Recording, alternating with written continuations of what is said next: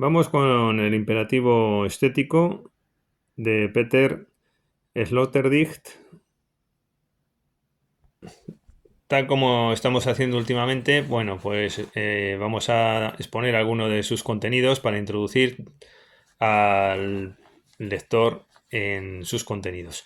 Bueno, pues afirma esta obra que la música llega a ser más religiosa que la religión misma. Todo esto nos interesa muchísimo en la conexión de la religión del arte, ¿no? Esos ensayos de Flaubert y, bueno, y sobre todo de Hegel y de tantos otros que nos interesa tanto esta idea, ¿no? Bueno, porque dice que es más la música es más religiosa incluso que la religión porque lleva la música a estratos interiores más allá de donde llega la religión. Claro, todo esto lo compartimos, pero no nos habla este autor de cualquier música. Esta se asocia desde el mensaje de lo actual a la música de las emociones estéticas del pasado, pues el autor se refiere a lo que llamaríamos esta música elevada, ¿no? De los siglos XVIII, XIX, desarrollando un mensaje de superioridad que relaciona con lo paradisíaco, nada menos.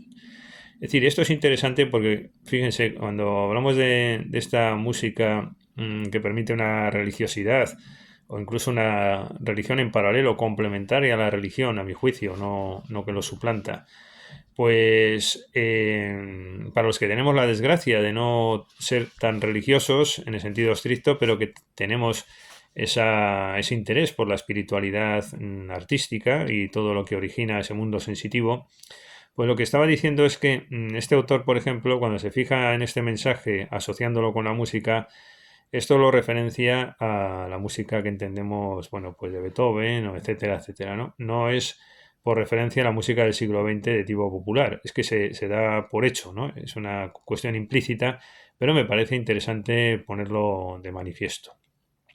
Bueno, y sigue diciendo el autor, o vamos a su reseña, permite la música, entendiendo por tal la música del placer estético, añado yo, la huida del mundo, permite la música, la huida del mundo. Es un medio transicional. Cuando se habla de música no se renuncia al placer, sino todo lo contrario. Sigo parafraseando.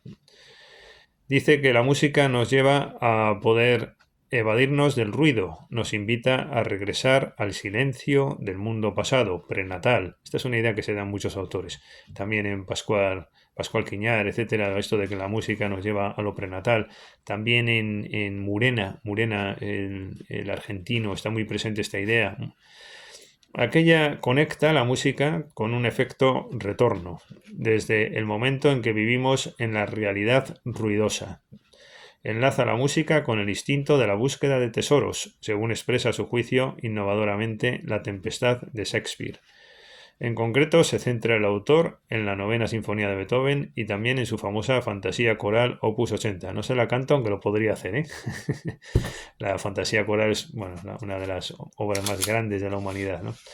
Se fija en el entusiasmo que provoca la música y asocia dicho entusiasmo al siglo XIX y a la burguesía. Si bien habría que matizar, a mi juicio, esta asociación, ya que también antes, sin burguesía, había ese sensacionismo musical. Por ejemplo, Monteverdi, Bach, Torrejón de Velasco. Eh, claro, es que esto es interesante porque, claro, muchas veces se critica al pasado, la música, como asociándolos al siglo XIX y como que solamente había sensaciones de tal tipo en la música de ese tipo, etcétera, pero no, ¿eh? Es que hay que recordar que hay toda una tradición anterior en este mismo sentido sobre todo esto viene a cuenta de lo del placer, ¿no? Cuando se asocia el placer a lo decimonónico y como que fuera algo exclusivo de la música de ese momento y que eso está superado ya, hay que ir a otro tipo de conceptos, ¿no? Y tal. Ya bueno, pero es que no solo es la música decimonónica, parece ser que es lo que se toma como referente para atacar, ¿no? El momento de la burguesía que tanto disgusta a los nuevos autores, ¿no? Y sin embargo, pues es que no es solo que la música y el placer, sobre todo en este caso, se asocie. Lo digo porque es que se critica el concepto de placer. Se critica el concepto de placer y porque se asocia a lo viejuno del 19. No me gusta esa palabra de viejuno, pero es la que usan ellos. Y entonces, pero no se dan cuenta de que el placer musical no es solo decimonónico, sino que también está, como digo, en Monteverdi o en Bach o en Torrejón y Velasco, ¿no? Bueno, y relaciona sus ideas Sloterdijk con sus ideas estéticas con la bella política o teocracia sagrada de lo bello del Hiperión de Hölderlin. Todo es bello hoy, salvo el arte, dice. Nos informa de los tipos de música actuales esta publicación, el imperativo estético, la contemporánea, la de performance, la de relajación, la pop ni siquiera se menciona, pese a que es la única que existe. Me añado yo aquí, yo creo que es verdad. Es la única que existe y sin embargo ni se menciona, ¿no? Es decir, una nota que me tomo yo aquí, las personas con sensibilidad o cultura siguen este discurso.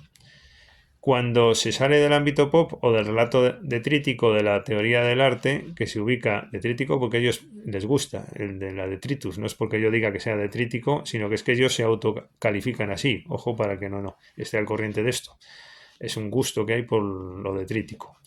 Bueno, pues decía que las personas con sensibilidad o cultura siguen este discurso. Lo que quiero decir es que cuando se habla de las alabanzas de la música y la música en sentido sensitivo, placentero, la música impactante anímicamente, no se está pensando en otro tipo de música y esto me parece interesante. Lo hace también Onfray, por ejemplo, ¿no? Cuando habla del placer, etcétera. La música, hablan de la música, ya, pero ¿qué música, no? Si hoy día vimos la música pop, sin embargo, esa se da por hecho que no es la música de la que estamos hablando. Eso significa algo, ¿no? Significa que esta música tiene su importancia como referente y que cuando se habla de la importancia del placer estético, pues es irrenunciable, pero en relación con este tipo de música, ¿no? Entonces me parece interesante todo esto.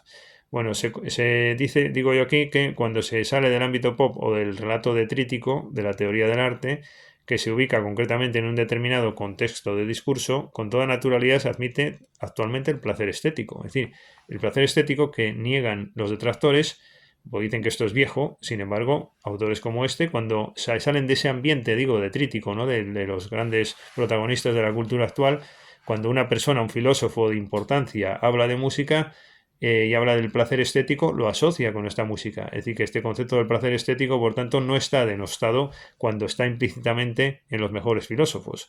Digo yo, ¿en qué quedamos pues? Al parecer priman en los negadores del arte simples convencionalismos. Se puede hablar de placer estético en un determinado contexto del arte, como hace Sloterdijk, al parecer, y esto está bien, pero no en otro contexto. Cuando se habla bueno, digo yo aquí, cuando uno publica en la revista October, el discurso es detritus relativista. Sin embargo, si el filósofo actúa en otro ámbito, como aquí estamos, el discurso cambia si se habla de arte. ¿Qué consistencia tiene entonces la negación del placer estético? Los detractores del placer estético, que tantos hay, la de un ámbito de discurso.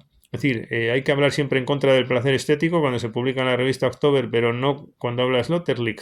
Es decir, que aquí sí se puede hablar de placer estético y además se da por hecho de que el arte es esto. El arte es música que provoca sensaciones y placer estético. Esto es lo que se da por hecho cuando se sale de ese ámbito, cuando se habla por los filósofos en general. Sin embargo, cuando se entra en el ámbito de los especialistas del arte, hay que negar el placer estético, hay que seguir todo ese discurso detrítico, ¿no? Sin embargo, cuando se sale uno de ahí y habla un filósofo normal, pues entonces ya sí se puede hablar del placer estético y se da por hecho de que se asocia a este mundo. Entonces, ¿vale o no vale Sloterdijk? Es lo que me pregunto yo aquí. Lo que no puede ser es que si este hombre tan importante está asociando el placer estético a esta música, entonces el placer estético será algo, ¿no?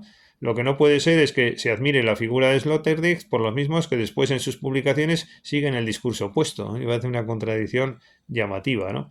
Lo mismo ocurre con la generalidad de los autores, digo yo aquí. Así Thomas Mann, en este autor, la música es siempre música culta, la otra no existe. O también en el juego de los avalorios o en el lobo estepario se habla la música, la música, la música. Sí, pero ¿qué música? Germán Gese no habla de otra música, bueno, concretamente habla de Mozart, me acuerdo perfectamente.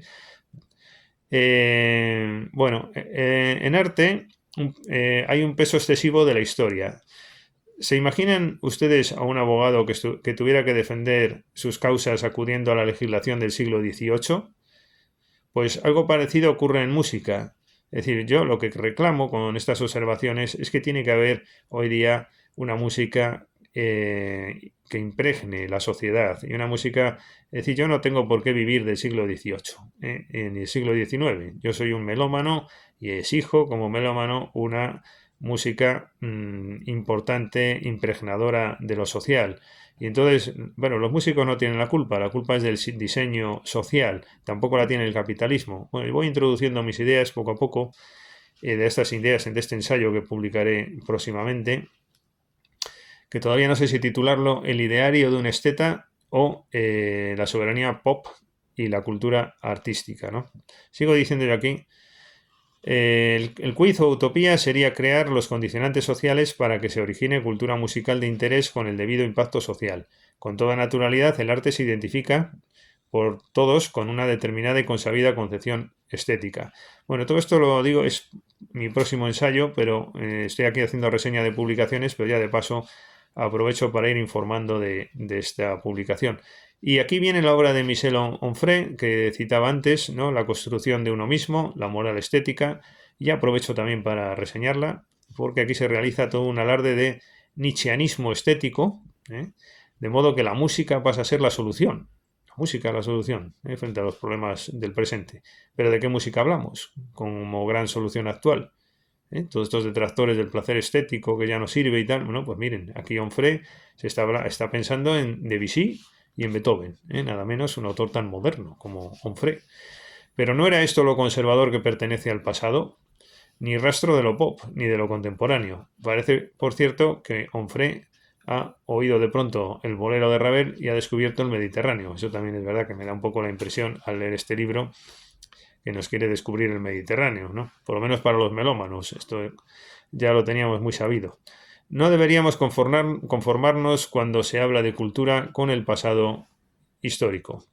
Y aquí también, bueno, pues ya de paso, no solamente este libro, estoy improvisando, pero a la luz de mi próximo ensayo, otra cita de interés que considero relevante, que es, como no, a Eugenio Trías, ¿no? La dispersión, concretamente de 1971, persona dedicada a la filosofía del arte, y dice aquí textualmente, o entre comillas, el arte es la única reserva que nos queda para hacer frente al principio de realidad. Curiosamente, digo yo, el propio Adorno, gran negador del placer estético, este es uno de los del grupito del placer estético, ¿verdad? Que en su época tenía gracia, pero después creo que ya no tiene tanto, ¿no? Pero se sigue el discurso este de Adorno por los nuevos.